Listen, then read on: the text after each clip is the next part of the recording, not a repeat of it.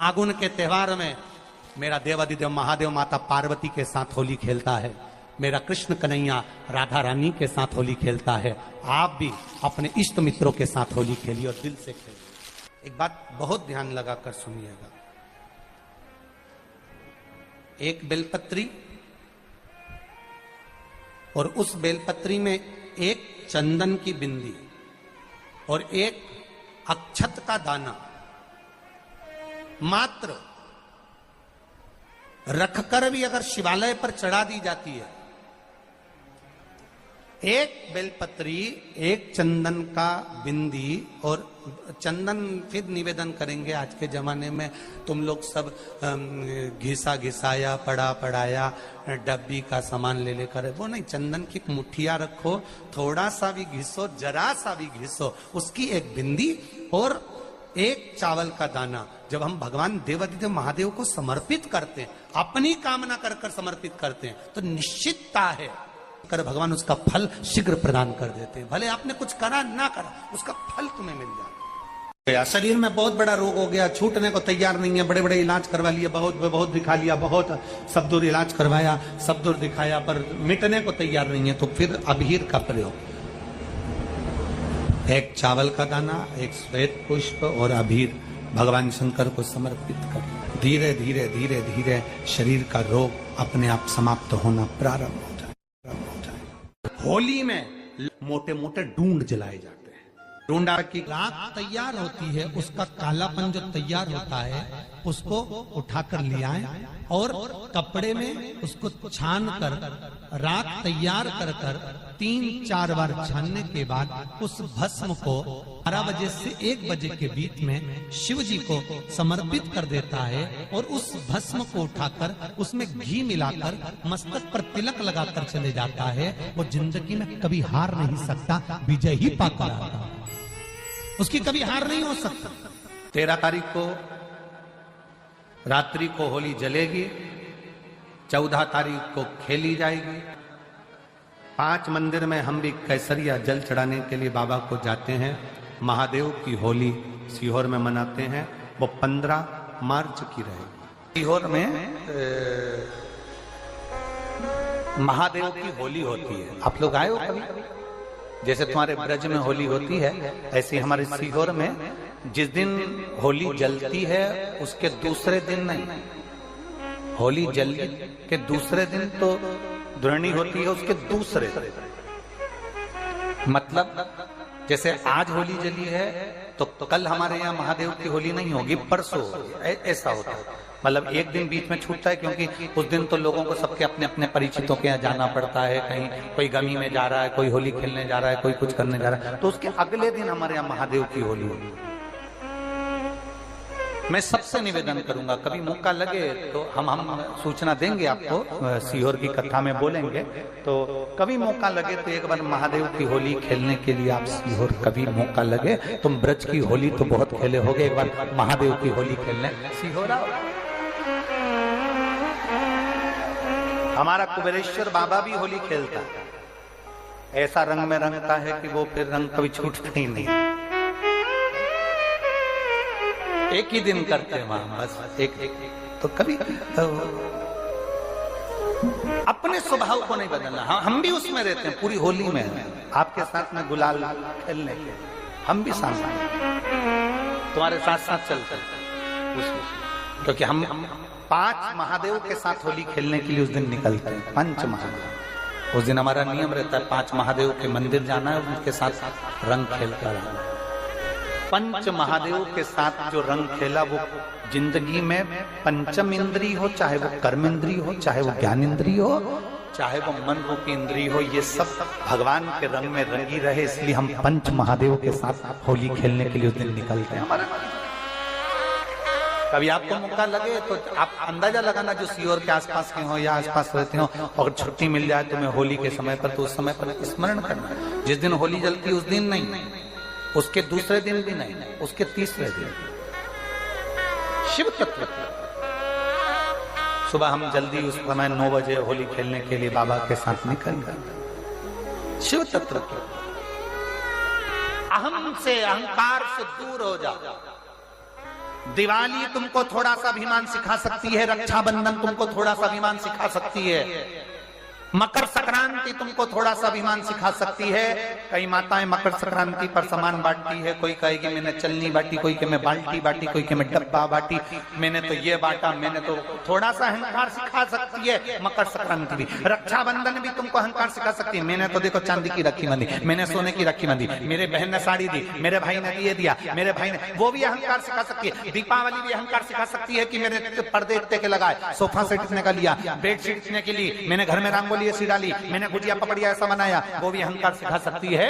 सारे त्योहार अभिमान सिखा सकते हैं, केवल एक होली ऐसी होती है जो अहंकार से विहीन सिखा सकती है। मालूम नहीं पड़ता व्यक्ति की शान क्या, सत्ता क्या, शोहरत क्या, कौन हो तुम, वो रंग में डूबे हुए हो। बस शिव तत्व वही कहता है, इस महादेव के रंग में एक बार अगर डूब गए तो फिर तुम उस रंग में रंगने के बाद दूसरा रंग तुम पर चढ़ता नहीं है।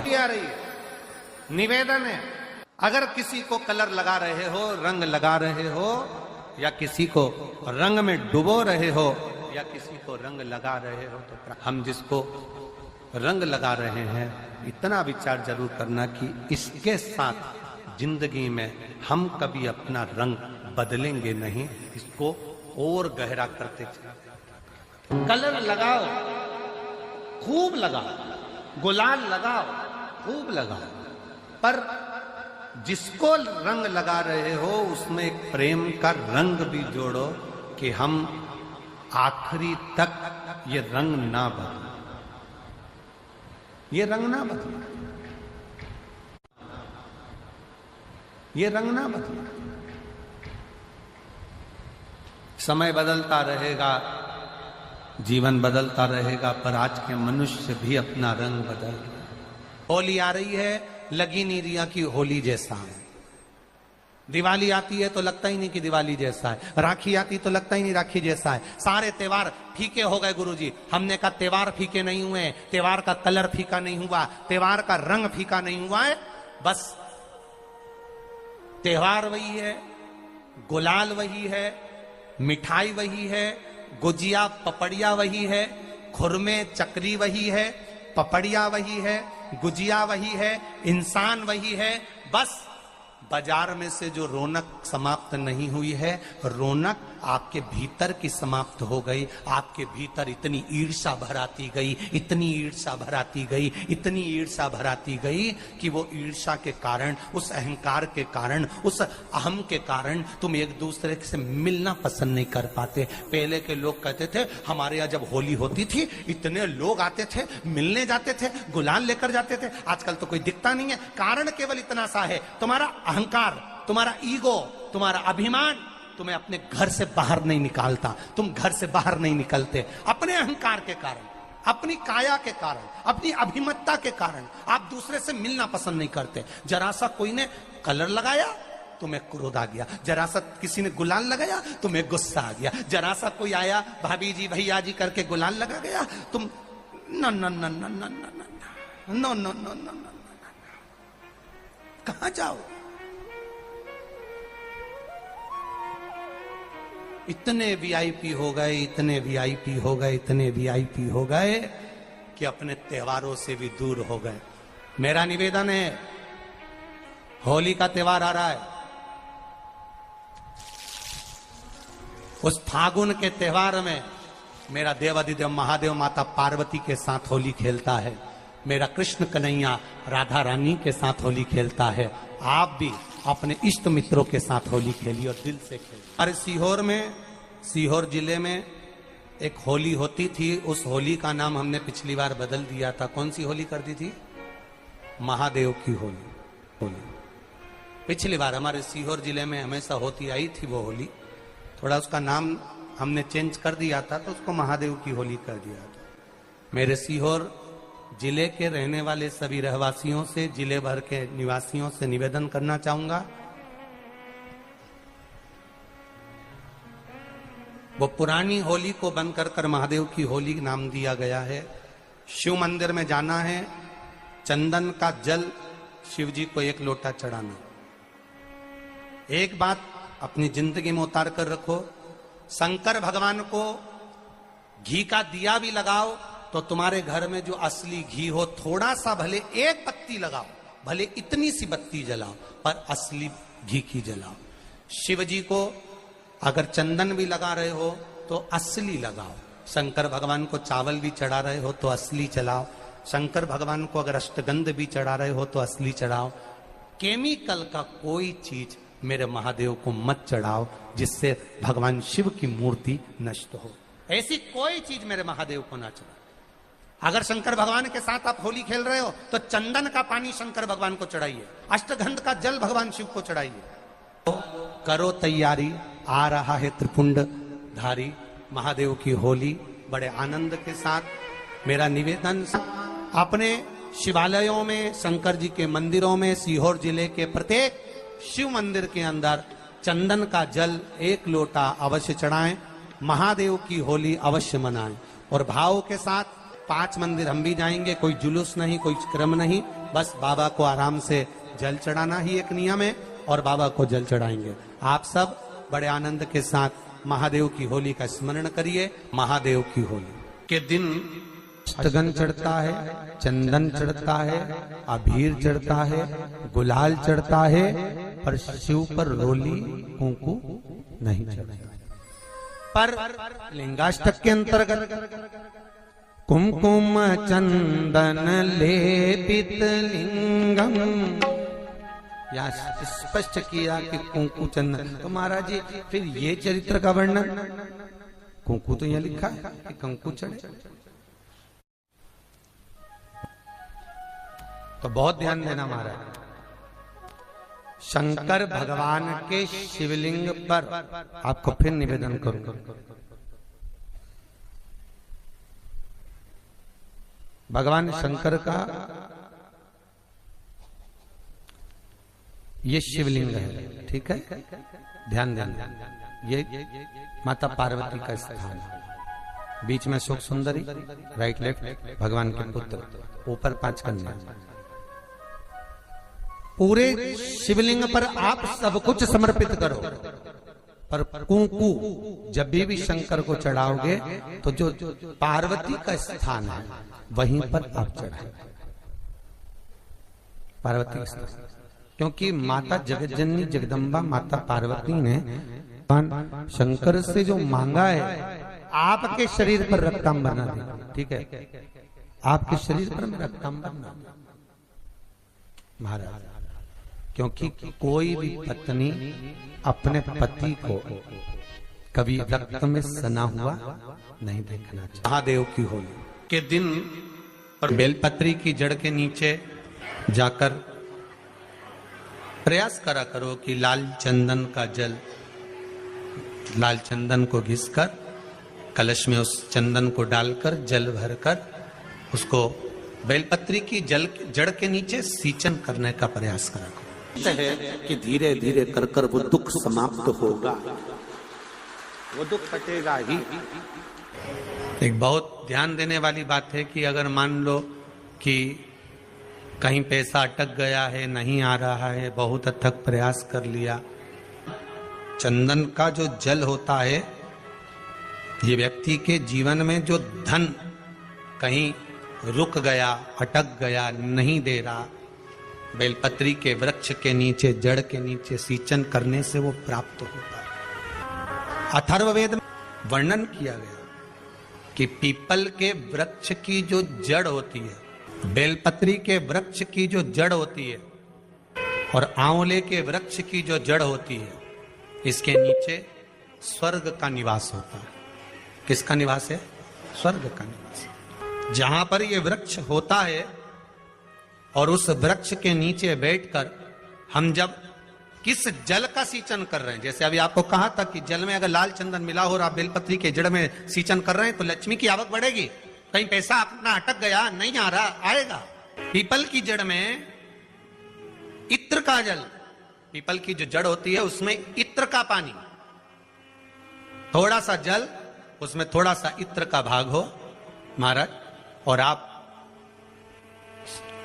भगवान पीपल देव, पिपलेश्वर महादेव का स्मरण कर कर पीपल की जड़ में अगर जल चढ़ा रहे हैं और मान लो शरीर में कोई कष्ट हो गया है, शरीर में कोई रोग हो गया है, कोई मालूम पड़े ये हाथ 4 दिन से दुख रहा है, या 4 दिन से ये नस दब गई है, या ये कमर दब रही है, तो आप 2-4 दिन कर देखो। कलश के अंदर जल, जल में इत्र का थोड़ा सा भाग, पीपल की जड़ के नीचे आप उसका सींचन करिए पिपलेश्वर महादेव के नाम से। उस जल को थोड़ा सा भाग लेकर आ जाओ उसी में से जो चढ़ाया है, और उस स्थान पर जहां कष्ट है उसको लगाना प्रारंभ करिए। 2 दिन 3 दिन कर देखो।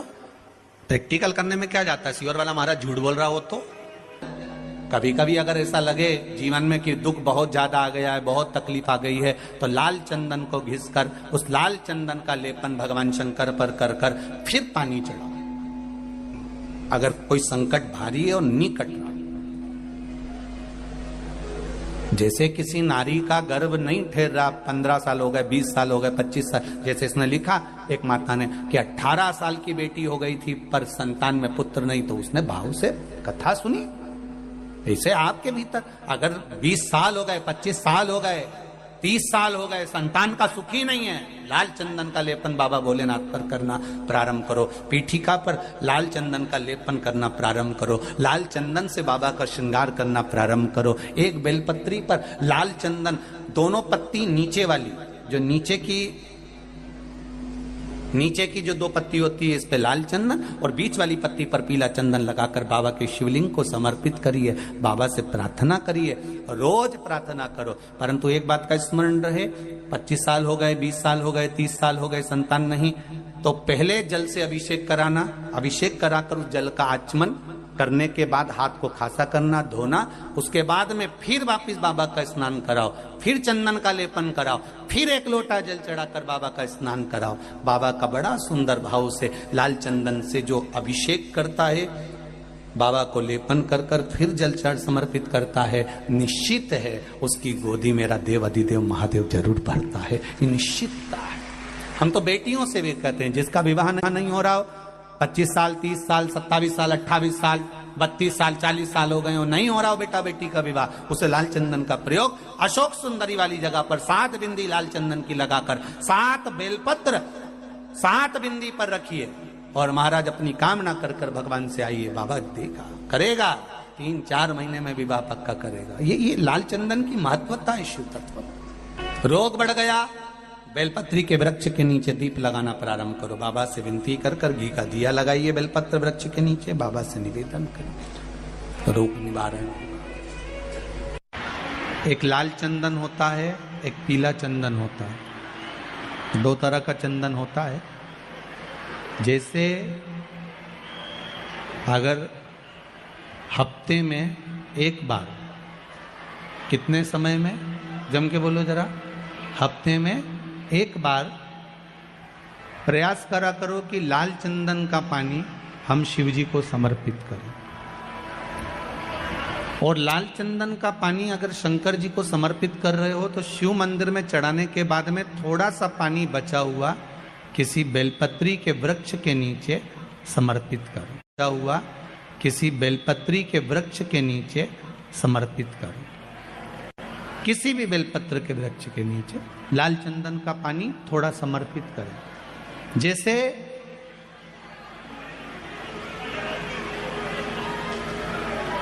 अगर बच्चों का विवाह नहीं होता है, शादी नहीं होती है, तो अपन लोग क्या करते हैं कि भाई एक बेलपत्री का जो पत्ता होता है, उस पत्ते के बीच वाली जो पत्ती होती है, उस पत्ती पर अपन केसर को घिसकर, केसर को घोलकर उस पत्ती पर अपन केसर का तिलक लगा देते हैं। और केसर का तिलक लगाकर जिसका विवाह नहीं होता, उसकी ये बीच वाली उंगली पर, ये बीच वाली पत्ती को अंगूठे से टच कर उसको रख देते। उसका नाम और गोत्र बोलकर उस पत्ती को शंकर भगवान पर किसी भी प्रदोष के दिन शिव जी को समर्पित कर देते। बस इतना याद रखें कि इस पत्ती का जो मुख है वो जलाधारी की ओर होना चाहिए। जब हम चढ़ाएं उस समय पर केसर का तिलक लगाकर अंगूठे से उसको टच कर नाम गोत्र बोलकर, जिसका विवाह नहीं हो रहा है, शादी नहीं हो रही है, शिव जी को उसे चढ़ा दो किसी भी प्रदोष के। और किसी भी शिव मंदिर में आप उसको समर्पित कर सकते। किसी भी प्रदोष को किसी भी शिव मंदिर में आप समर्पित कर दीजिए। बाबा से निवेदन करिएगा, बाबा स्वीकार करेगा और विश्वास है कि 3 महीने में बाबा उसका विवाह पक्का कर ही देगा। ये पक्का है। शिव स्मरण करने, भगवान देवाधिदेव महादेव की कथा कह रही है, शंकर का चरित्र कह रहा है, मेरे शिव का अनुमोदन कर रहा है कि शिव महापुराण विश्वास को जागृत करती है।